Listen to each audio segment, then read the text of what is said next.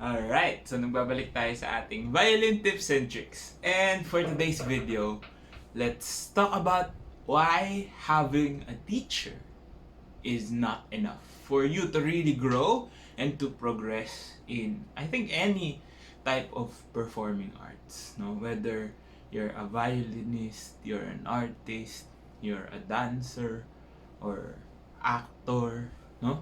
Why having a mentor will never be the sole thing that would help you become a better version of yourself. Okay? So, yeah, we always talk about getting a teacher is one of the key things that you have to take into consideration when you want to learn the arts, no? Especially sa pag-violin nga, as the learning curve is very steep compared to other instruments, di ba? We always say that a teacher will bring you guidance and give you knowledge, information, and experiences to share to you for your musical journey or for your progress. But it is never enough to only have a teacher, no? Siyempre, maganda na meron kang malalapitan when it comes to your questions. If you have questions in your head that you need answers to, maganda na may mentor na mag-explain sa'yo or papaintindi sa'yo kung ano yung nangyayari. But at the end of the day, they can only do so much for you. Diba? A teacher can only share as much experience, as much expertise, pero you still have to do a lot of the work, no? Having different mentors, no? I've experienced na kahit gaano kagaling yung maging teacher mo, if you yourself do not apply the teachings in your day-to-day practice, in your day-to-day routines, you won't get as far ahead as you would have expected. Even if you're paying for the best teachers, even if you have the opportunity to learn from the best of the best, if you do not put in the work, it is never gonna be enough. Okay? So, maganda talaga na meron kang mentor or teacher na madali mong maintindihan, no? That you could always get the information that you need, that gives you the opportunity to express yourself at your own pace, at your own time, no? Yung hindi ka pinipressure but you really see your progress. But at the end of the day, that's only 10% of the work that you really have to do, no?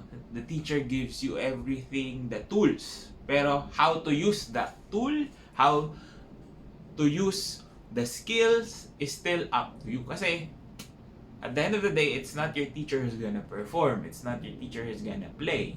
It's all about you. Paano mo ginagamit yung nakuha mong knowledge? How do you apply it? No? That's why in music, it's called applied music, because you might know a ton of theories.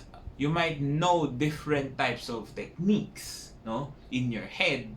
But if you cannot apply it in your playing, wala rin yun. No? It's essentially useless if you don't have that skill built into your body, no? Kapag nandito lang, hindi mo siya mai-express. That's why work is still a great part of your progress, no?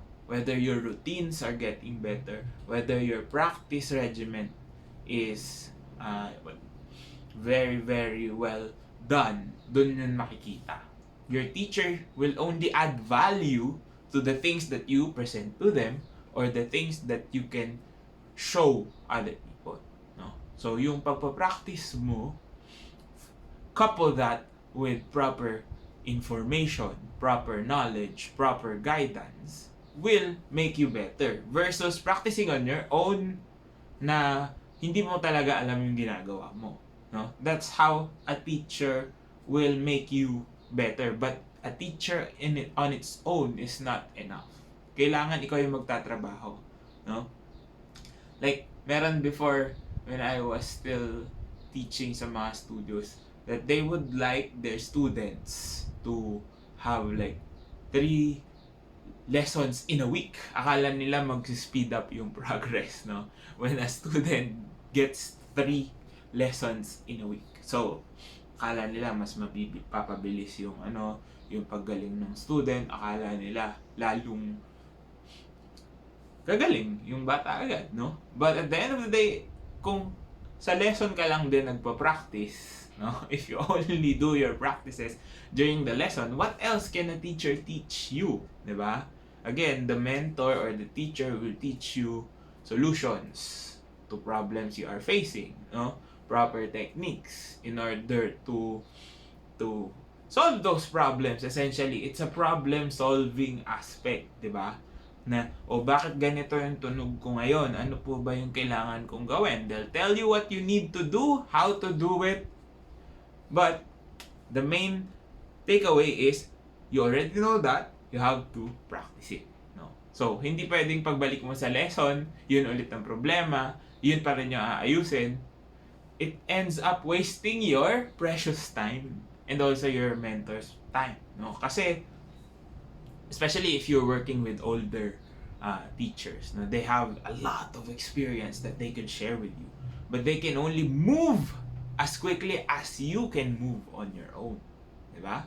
Kung yung binibigay nila sa'yo, every time na magle-lesson ka is improving, you get better and better, yung pacing nyo mas bibilis kasi mas marami pa siyang maibibigay sa'yo, no?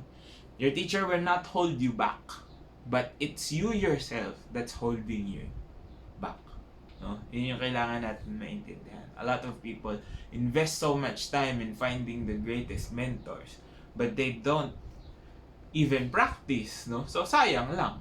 Sayang yung pagle-lesson mo kung hindi ka rin naman magpa-practice. It's not a shortcut to have a great teacher, no? Yes, it's a privilege to have the best mentors in the world, but at the end of the day, if you don't put in the work, what will end up happening is you just remain in your spot. Hindi ka mag-grow, no?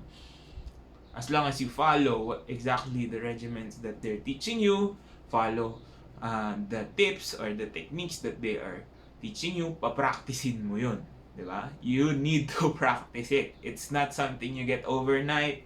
Again, skills develop over time, no?